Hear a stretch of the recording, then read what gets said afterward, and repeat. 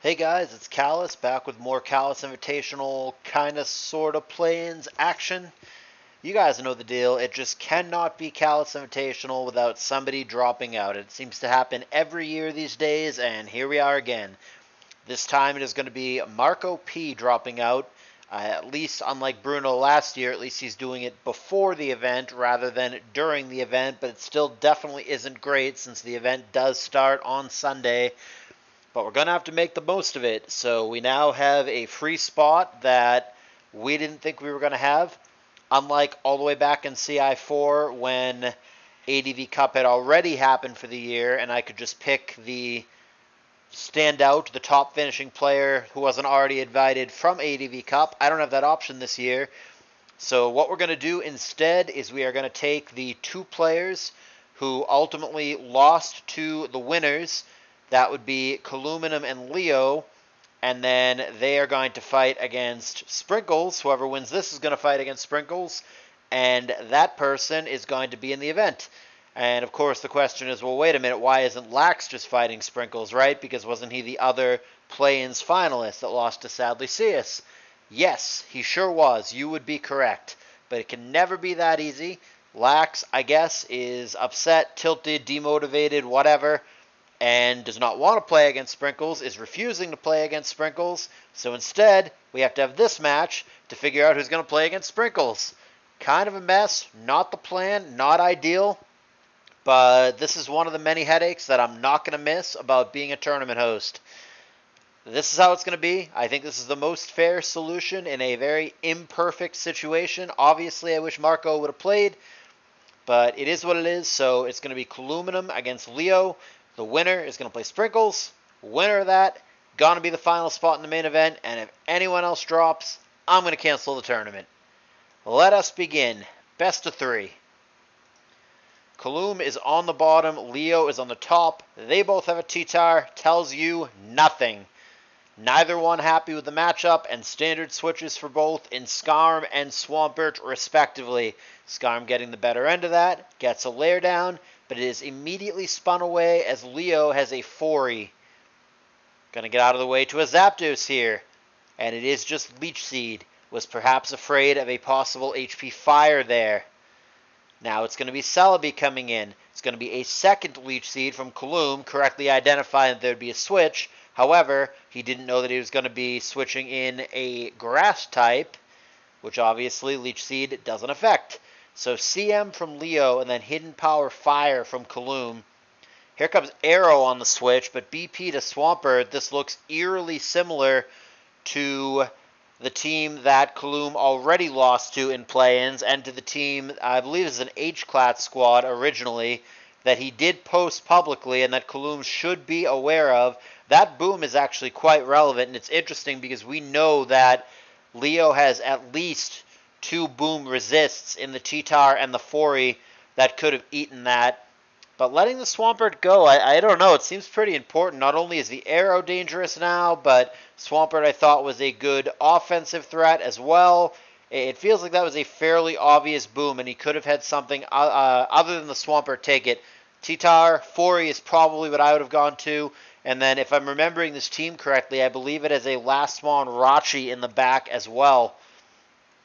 Regardless, Earthquake whiffing here, but he switches it up to Rock Slide. Fishing for Critter Flinch, gets neither. Last Poke's still hidden, but like I said, I think if it's the team that I believe that it is, I think it's Rachi, and it's very possible that Caloom knows that it's Rachi. If so, Arrow clicking EQ is going to be very dangerous as soon as the Celebi goes down, and Celebi, I believe, does not have Recover. I believe it is HP Fire Giga Drain, which hasn't been shown, and then, of course, just CMBP. There is Hidden Power again, HP Fire. Who cares into Aerodactyl?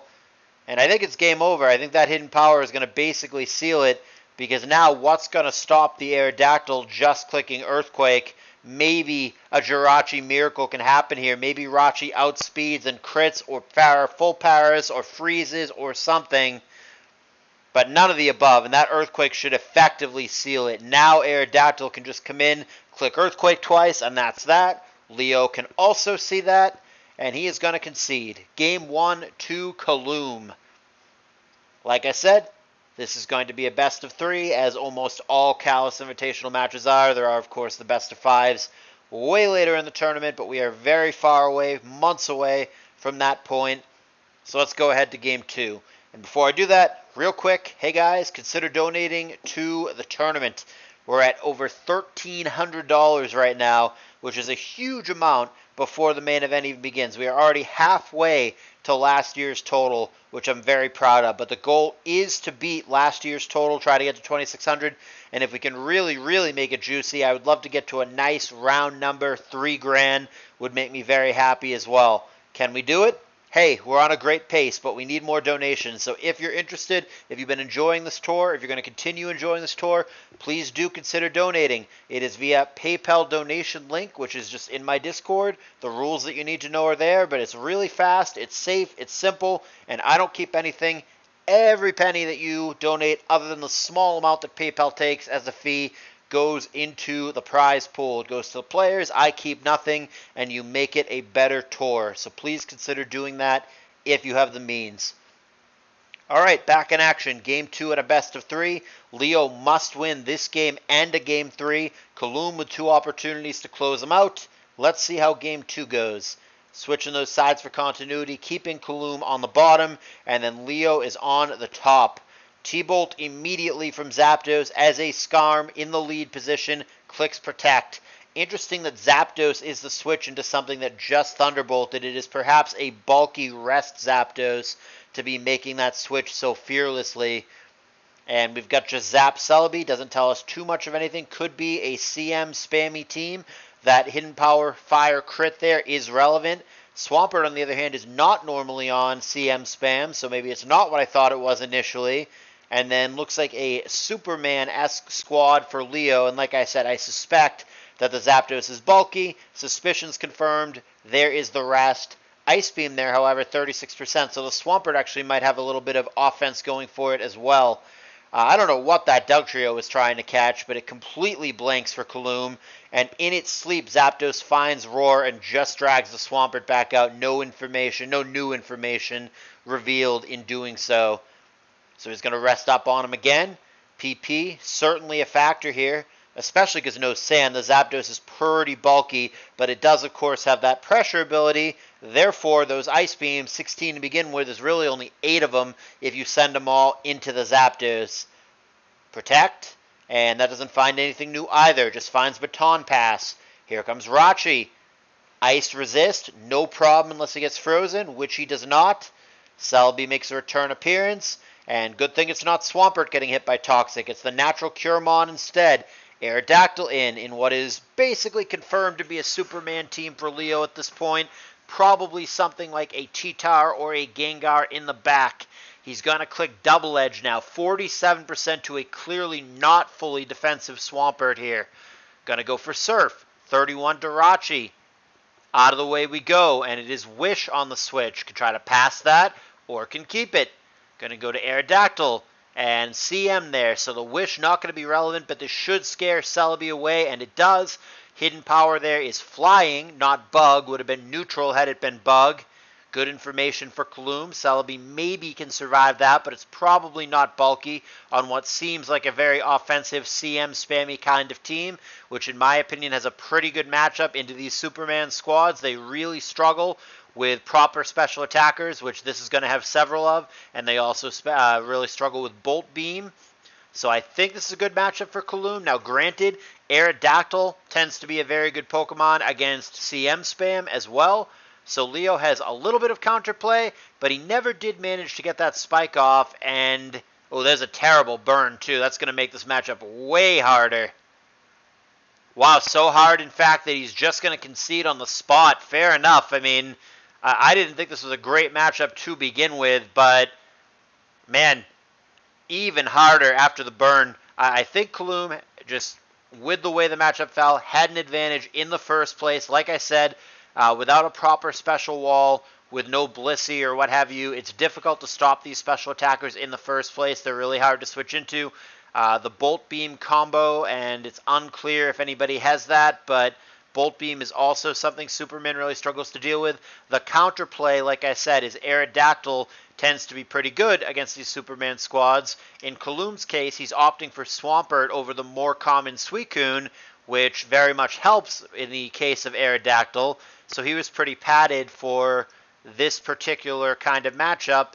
And then in the back, he very well may have just had Suicune anyway, or Raikou, or whatever, something to that effect. But it would not surprise me if it were a third CMer in the back. If it were, hypothetically, something like an Offcoon or something like a Raikou, I think that would have a ton of value in this matchup. I think it would do a lot of damage to Leo here. So certainly a little bit of luck. The burn there really, really sealed it. But I think I like Caloom's matchup to begin with. But yeah, as it turns out, this match, not overly close and not overly long. I think in real time, this only took maybe 10 to 15 minutes. One-sided affair, Caloom all over Leo with a pretty dominant 2-0, and he's now going to face Sprinkles, the winner of which, hopefully Caloom, will be in the main event of CALLOUS Invitational 7. And that'll be our roster unless somebody else drops. And like I said, they better fucking not. We are too close to the start of the tournament. We are scheduled, guys, to have that final match, Caloom and Sprinkles, finish no later than the end of Saturday. And then I'm going to reveal the pairings and begin the main event on Sunday. And we're off to the races. So I hope you guys stick with me. As much fun as it's been already, CALLOUS Invitational is only just beginning. All the good matches, all the main event drama still ahead. I hope you guys take that ride with me. It really is going to be the last CI. So enjoy the show while it's here, and I will see you guys for the next, hopefully final pre-main event battle.